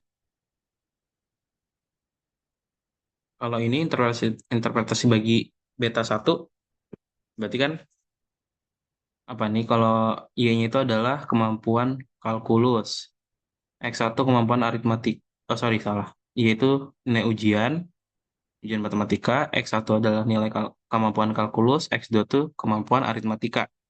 Berarti tandanya eh, ketika jika yang jika kemampuan kalkulus meningkat satu satuan dengan asumsi kemampuan aritmatika tetap, rataan nilai ujian matematika akan meningkat 0,4652. Ini jelas ya, karena yang meningkat itu adalah si kalkulus ya.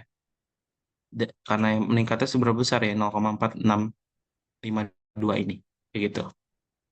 Aman ya? Analisis regresi berganda terdiri dari 4 perubahan bebas dengan jumlah kuadrat regresi 1500, JKR-nya 1500. JKG itu 400. Koefisien determinasinya sebesar berapa? Karena dia ini adalah berganda, berarti hati-hati kita pakainya yang 1 min JKG per derajat bebasnya adalah N min P ya kan? per JKT per N-min 1. Berarti ini yang kita gunakan adalah si 1 min JKG-nya itu adalah 400 dibagi dengan, oh dia nggak nggak diketahui ya N-nya ya. Berarti yang kita pakai rumus yang satu lagi. Nah, itu ya dicatat ya di apa namanya, di cheat sheet kalian nanti. Itu saya nggak ingat lagi rumusnya.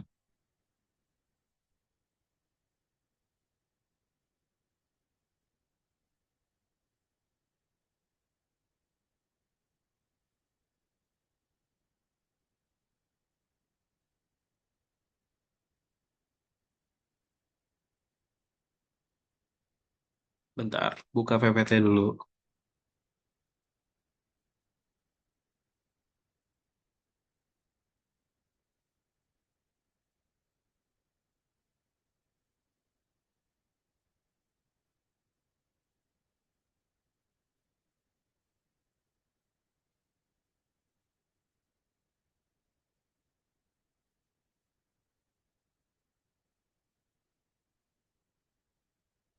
Nih, nih ya rumus saya.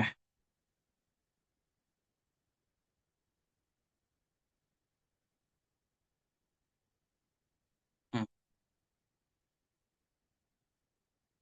sama aja kita perlu nilai N ya.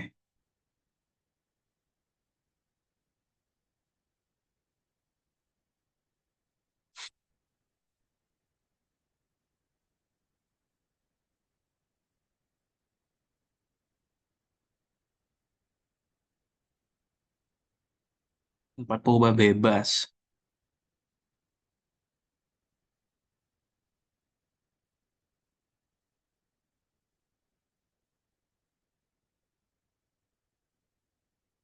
Coba kita telusuri aja nih. Misalkan berarti ini 1 min N min 1 per, ini berarti N min 5 ya. N min 5 dikalikan dengan 1 min R square-nya itu adalah R square yang biasanya itu JKR per JKT 1500 per 1500 tambah 400 gitu kan. 1500 dibagi 1900. Berarti ini adalah 0,789. Oke, ini adalah si R square-nya. Nah, berarti kita telusuri. Ini beneran nggak ada ya? N ya. 1 min, ini jadi 1 min N min 1 per N min 5 dikalikan dengan min 0,2105. Berapa N-nya ini?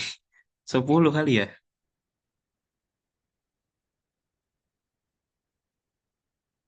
Ya, ini kurang N ya. Kurang nilai N ya. Nggak bisa kita lanjutin. Lanjut aja ya.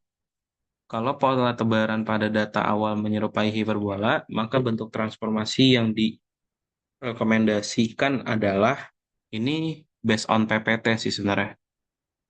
Sebenarnya untuk kalau misalnya transformasi itu kita nggak bisa melihat pola ini ya kalau misalnya di regresi berganda sebenarnya. Cuma kalau misalnya dia parabola, ini kalau misalnya kita ya parabola ya, hiperbola, hiperbola kalau misalnya di PPT itu transformasinya adalah, bahkan nggak sesuai dengan di PPT di sini. Itu adalah Y sama dengan, oh ini, Y aksen sama dengan 1/Y dan X aksen sama dengan 1/X. Berarti yang ini ya.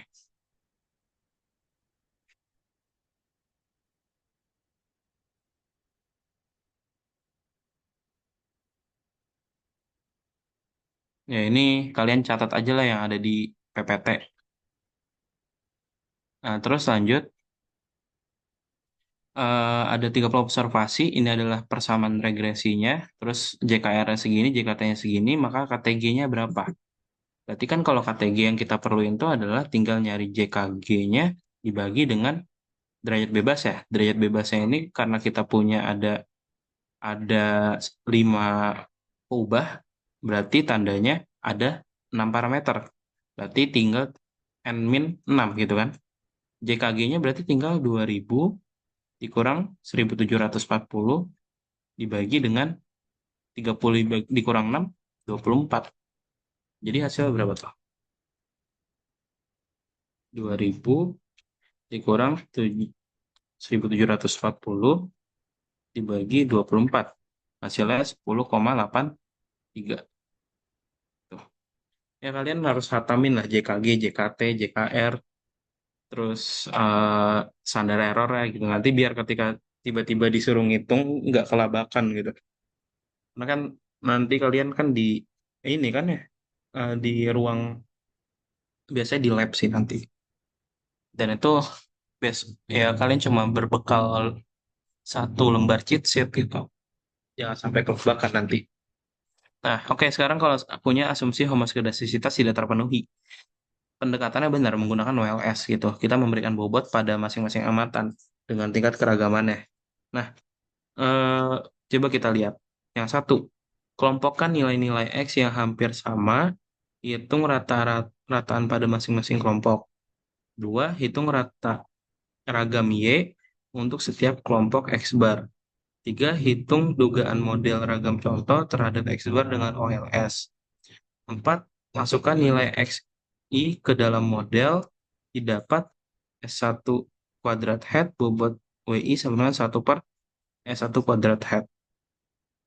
Oh, langkah-langkahnya ya.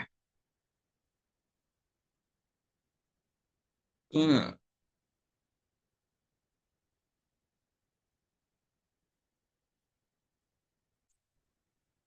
eh,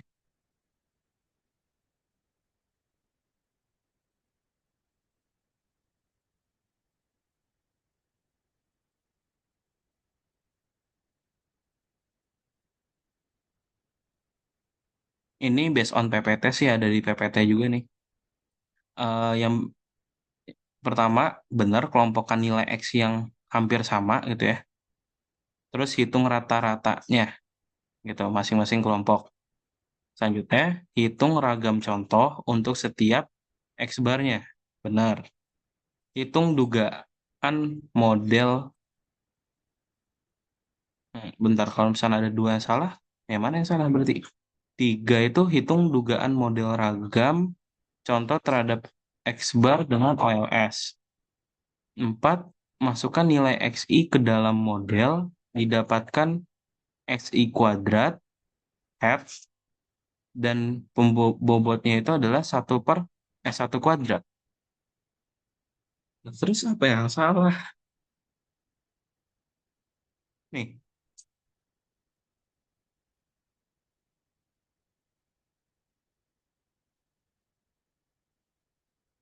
bentar.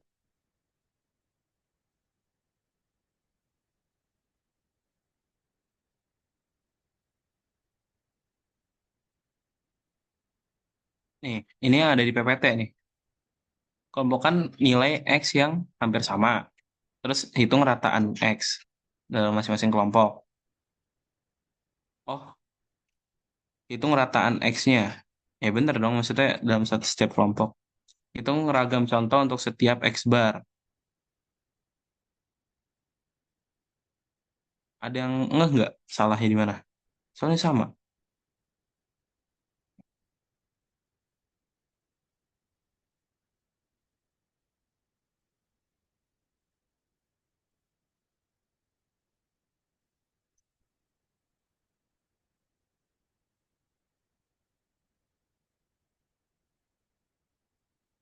Oke, kita lewatin aja. Ini agak anomali soalnya ini sama banget langkah-langkahnya. Pantes kemarin kalian eh, sangat apa namanya beristighfar ya kuisnya ya. Ubah tak bebas Y pada regresi linear memiliki bentuk sebaran dan ragam yang tidak sama dengan galatnya. Ubah tak bebas Y pada regresi linear membentuk bentuk sebaran dan ragam yang tidak sama dengan galatnya.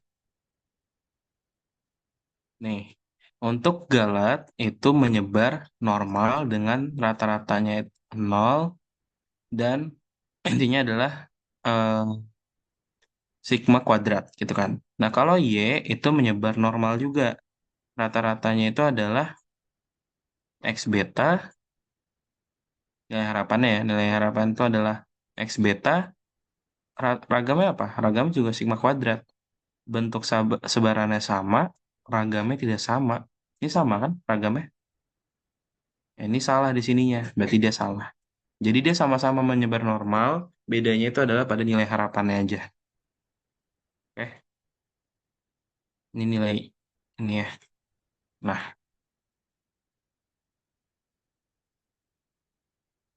dugaan persamaan regresinya ini, koefisien regresi dari perubahan X1 dapat diinterpretasikan adalah rataan nilai Y akan naik sebesar 0,7803 jika X1 berubah satu satuan dan perubahan X2-nya dianggap tetap benar ya ini ya. Karena X2 tetap, X1-nya itu naik satu satuan, jadi dia naiknya 0,783. Kalau dia bentuknya corong, maka metode yang digunakan untuk menduga parameter regresi adalah MKT terboboti dengan pembobot dia bentuknya corong begini ya. Ini. Nah, itu dia ini kalian catat aja yang dari PPT itu adalah A1 per X kuadrat. Jadi ini dicatat aja nanti. Jadi ada kalau yang ini kalau ada ulangan,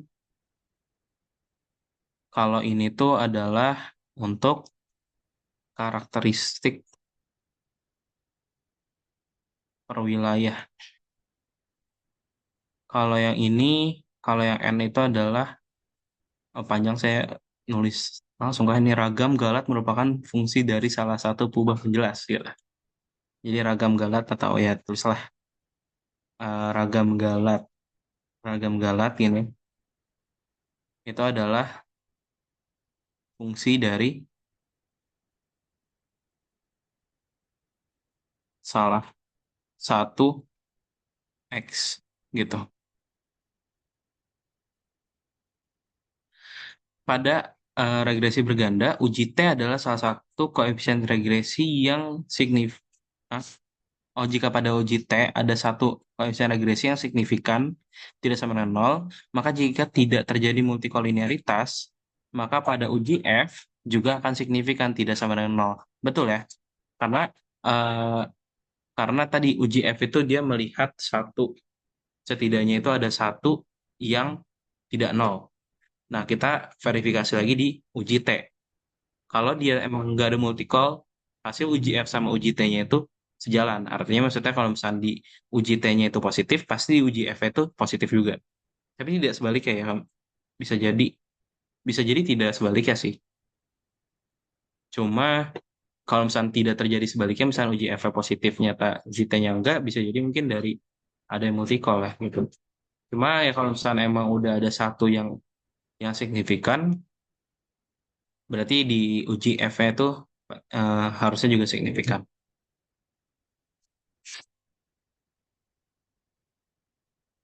Pada model regresi berganda, standar deviasi dari sisaan diasumsikan konstan. Benar ya? Karena kan kita eh, harapannya itu dia sama, semua itu sebesar sigma kuadrat I. Kalau standar deviasi. Ya. Fit besar dari satu, artinya KT regresi lebih besar dari KT sisaan. Atau dengan kata lain, pengaruh regresi nyata. Hmm, belum tentu ya. Karena kita harus uji dia dengan F tabel. Kayak gitu. Jadi belum tentu kalau lebih dari satu, dia pasti hasilnya signifikan. Dalam model regresi berganda, standar deviasi dari ini dari sisaan diasumsikan sama dengan satu. Salah ya. Sama dengan sigma. Yang tadi apa kalau yang tadi? Konstan ya benar. Ini harusnya diasumsikan sama dengan satu ini salah ya. Harusnya sama dengan sigma atau juga dia konstan. Sigma I lah. Pada regresi linear berganda, hasil uji F yang signifikan selalu diikuti dengan hasil uji T yang selalu signifikan juga. Nah ini yang tadi yang dibahas. Kayaknya harusnya enggak sih. Waktu itu salah Bu Yeni pernah jelasin deh. Kalau uji T-nya signifikan, uji F pasti signifikan. Tapi tidak terjadi, tidak sebaliknya. Kalau uji F signifikan, belum tentu uji T itu signifikan. Gitu. Coba bentar, saya verifikasi dulu.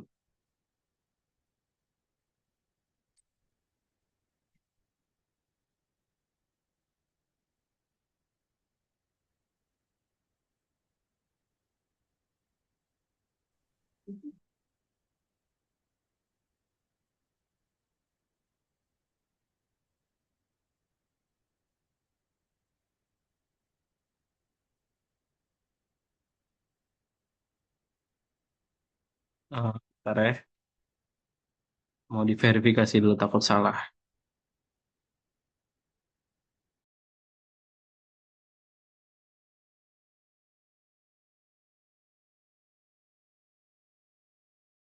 Kalau nggak salah ada di PPT-nya Bu Yeni deh. Bentar.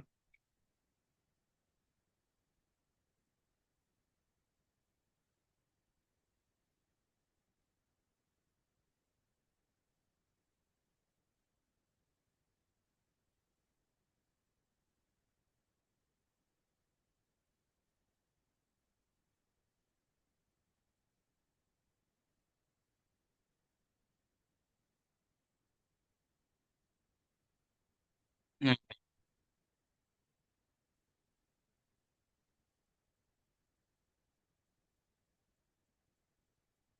kita baca. Ketika uji F signifikan minimal ada satu perubahan penjelas, maka sangat logis jika ingin diketahui perubahan penjelas mana yang berpengaruh. Jika uji T tersebut ada salah satu koefisien regresi yang signifikan tidak sama dengan nol, maka biasanya uji F juga akan signifikan.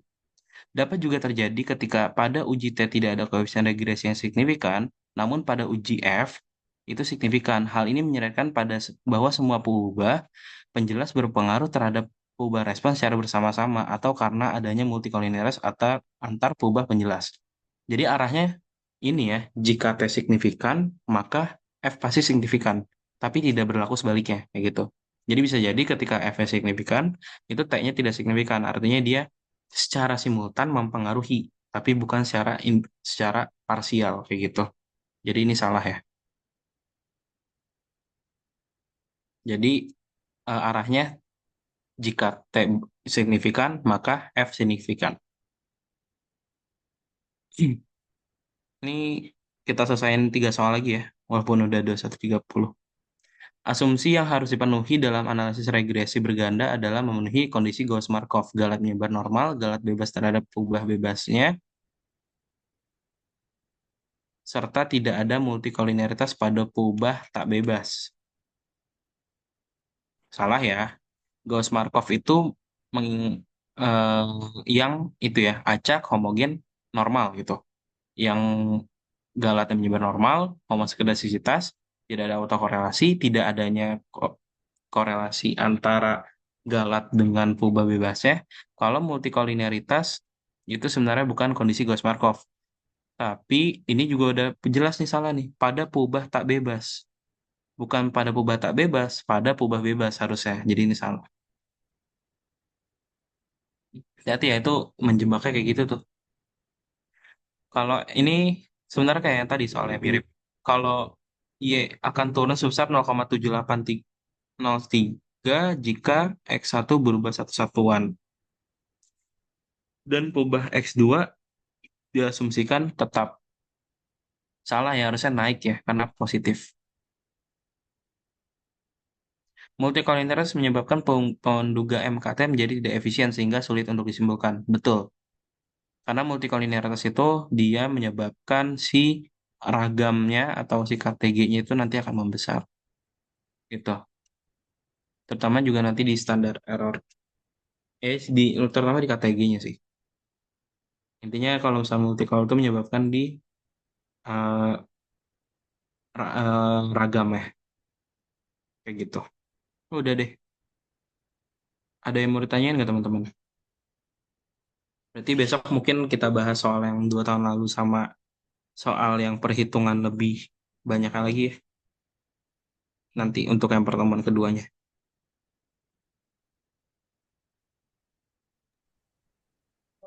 Oke Kak, dari aku sih aman sih Kak. Oke, dari yang lain ada nggak?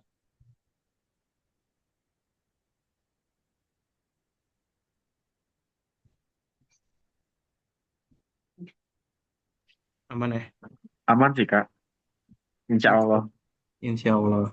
Ya nanti harus dipahamin aja konsepnya lagi dan dibiasakan nanti kayak oh ini pakai rumus yang mana ini yang mana.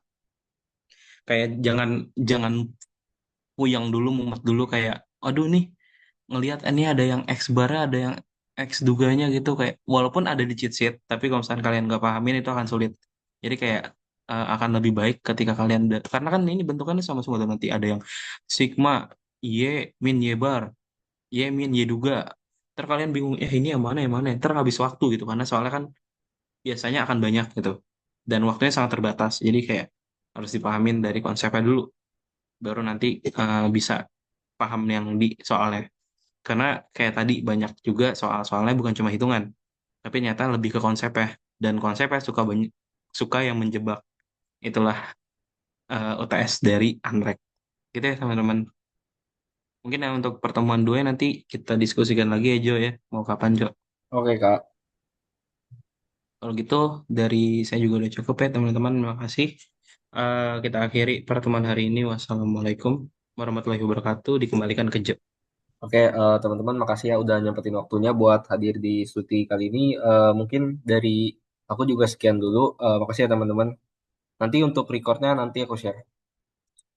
Sama ini ya Kak, minta tolong bagi PPT-nya tadi ya Kak. Oke, oke, aman. Oke, makasih Kak. Thank you ya, izin leave. Oke, makasih, Jo.